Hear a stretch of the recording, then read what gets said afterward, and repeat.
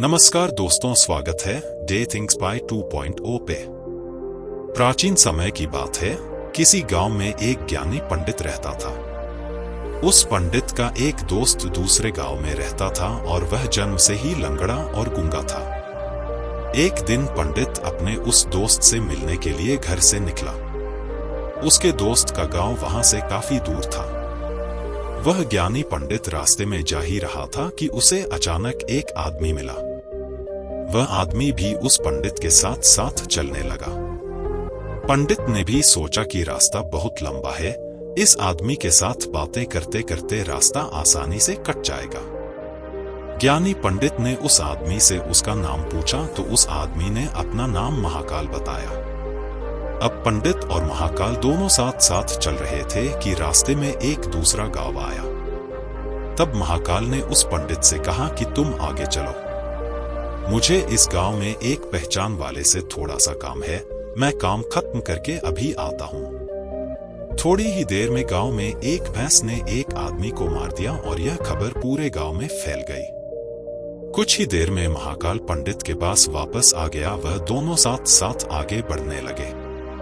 थोड़ी दूर जाने पर रास्ते में एक और गांव आया तो महाकाल उस पंडित से बोला कि इस गांव में थोड़ा सा काम है, तुम चलो, मैं काम खत्म करके आता हूं। उस आदमी के जाने के कुछ ही समय के पश्चात उस गांव में आग लग गई। वह पंडित अब सोचने लगा कि यह आदमी जहां जहां जाता है वहां पर कोई ना कोई बुरी घटना जरूर घटती है। उस पंडित ने महाकाल से पूछ ही लिया कि भाई तुम कौन हो? तुम जहां भी जाते हो वहां कोई ना कोई बुरी घटना जरूर होती है। पंडित की बात सुनकर महाकाल बोला कि मैं यमदूत हूं, मनुष्यों के प्राण हरण करना मेरा काम है। उसके बाद पंडित ने महाकाल से पूछा कि तुम यमदूत हो तो यह बताओ कि अगली मृत्यु किसकी होने वाली है। तब महाकाल ने कहा कि अगली मृत्यु तुम्हारे उस मित्र की होने वाली है जिससे तुम मिलने के लिए जा रहे हो। वह पंडित सोचने लगा, यदि ऐसी बात है तो मैं अपने मित्र से मिलने नहीं जाऊंगा। यह सोचकर पंडित वापस अपने गांव की तरफ जाने लगा। महाकाल ने पंडित को वापस जाते हुए देखकर कहा कि तुम जो सोच रहे हो ऐसा कुछ भी नहीं होगा।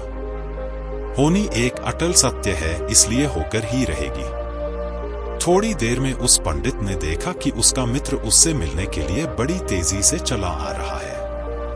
जैसे ही उसका मित्र उस पंडित के पास पहुंचता है, हृदयाघात होने के कारण उसकी मृत्यु हो जाती है। इससे उस पंडित को बहुत बड़ा पछतावा होने लगा। वह पंडित उस महाकाल से पूछता है, अच्छा तुम यह बताओ कि मेरी मृत्यु कब और कैसे होगी? तब महाकाल ने कहा कि तुम्हारी मृत्यु ठीक 6 महीने बाद दूसरे राज्य में फांसी लगने से होगी। पंडित यह बात सुनकर घबरा गया और वह जल्दी से अपने घर पहुंचा और सीधे अपने राज्य के राजा के पास गया और राजा को सारी बात बता दी। तब राजा ने सभी मंत्रियों को बुलाया और इस समस्या का हल पूछा। सभी ने सोचने के बाद यह हल निकाला कि वह पंडित इसी राजमहल में 6 महीने तक रहेगा। राजा ने पंडित के लिए राजमहल में ही रहने की व्यवस्था करवा दी। धीरे धीरे समय बीतता गया। उस पंडित को नींद में चलने की बीमारी थी और यह बात उस पंडित को मालूम भी नहीं थी। जिस दिन उसकी मृत्यु होने वाली थी उसी रात्रि को वह पंडित नींद में राजमहल से बाहर निकल गया। पंडित राजा के यहाँ मेहमान था, इसलिए किसी भी पहरेदार ने उसे जाने से नहीं रोका। वह पंडित राजमहल से निकलकर दूसरे राज्य के राजमहल में जाकर राजा के शयन कक्ष में राजा और रानी दोनों के बीच में जाकर सो गया।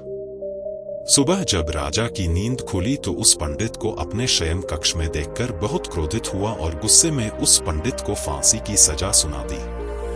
तब पंडित ने उस राजा को सारी कहानी सुना डाली। पंडित की बातों पर राजा को विश्वास नहीं आया। उसकी बातों की सच्चाई जानने के लिए राजा ने अपना एक गुप्तचर अपने पड़ोसी राजा के पास भेजा। गुप्तचर ने वापस आकर पंडित की बातों पर सच की मुहर लगा दी।